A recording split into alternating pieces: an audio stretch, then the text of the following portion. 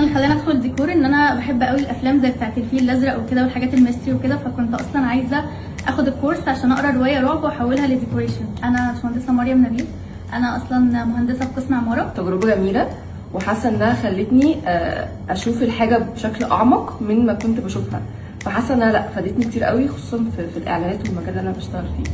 انا ميرنا جرافيك ديزاينر، وكنت مهتمه قوي بمجال الاعلانات. انا حبيت ان انا اصلا ادرس ديكور عشان انا اخده استاذ شادي عبد السلام قدوه ليا كده، حابه ان انا في يوم من الايام اكون زيه. انا انا ممدوح، خريجه سياسه واقتصاد، بشتغل كوستيوم ديزاين. كنت بقعد اسال يعني ازاي المشهد بيختاروا الكاميرا، ازاي المشهد بيطلع بتاع ديكور، ازاي بيطلع المشهد بتاعه بيتظبط ازاي. الحاجات دي كلها المهندس شادي هو اللي ظبطنا فيها الحمد لله. انا عاصم احمد، مهندس مدني. انا مودة سيد، عندي 24 سنه، متخرجه من جامعه MSA ارتس اند ديزاين. كورس حلو جدا واستفدنا بباشمهندس شادي من خبرته في المجال وكان دايما بيساعدنا. بصراحه الكورس كان مفيد قوي، حتى عرفني شويه حاجات ليها علاقه بالرموز اللي بيستعملوها المهندسين الديكور عشان يوصلوا القصه او عشان يحكوا حاجه اوريدي مش مكتوبه في الكلام، يعني مش هتتمثل. والله التجربه كانت لطيفه جدا في الكورس بالنسبه لي، لان انا من فتره عايز ادخل الموضوع ده ومش عارف اروح فين او اروح اكلم مين. فلما لقيت الكورس ده والاعلان بتاعه فقررت ان انا اجرب، يعني هل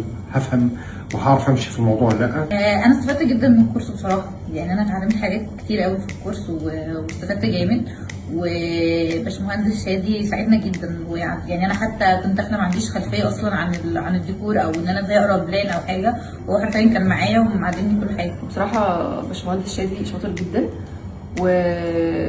وبيقول كل حاجه وبيركز على التفاصيل وكل حاجه، فانا حاسه فعلا ان انا استفدت جدا من الورك شوب دي. وباشمهندس شادي بصراحه كان بيشرح كل حاجه، حتى التريكات اللي في الديكوريشن، الحاجات اللي هتعرفها لما تنزل سوق العمل، فاستفدت جامد بصراحه. انا بقالي فتره بتعامل مع الشركه، التعامل حلو جدا بيحافظ جدا على الواحد. يعني لو حد عنده اي شكوى تلاقي على طول في تواصل معاه، بيهتموا بيه، اللي يرضيك، عايزين نوصل ان انت ما تبقاش طالع زعلان، لان ده اعتقد زي ما يكون عنوان الشركه نفسها، ان هو ان اللي يطلع يتعامل معانا لازم يطلع فاهم كل حاجه ويبقى طالع مرضي، ما يبقاش زعلان من اي حاجه.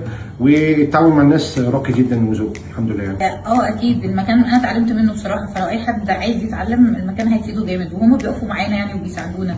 يعني انا هنا حرفيا حتى كذا حد في التيم انا كنت بتكلم معاه، هم كانوا بيساعدوني في حاجات كتيره جدا يعني، وسهلوا لي امور كتير قوي. اكيد طبعا عشان المكان كويس جدا، تعامل لذيذ قوي والناس مريحه ولا التعامل جميل، ما شفتش اي مشكله. عامه انا ارشح الاكاديميه لاي حد عايز يبدا ديكوريشن بس لسه مش عارف يبدا منين قوي، فهو الكورس فعلا بيحطك على اول الطريق ان انت تبدا تتعامل في حوار الميزانيه وفي حوار التصميم وفي حاجات كتيره جدا.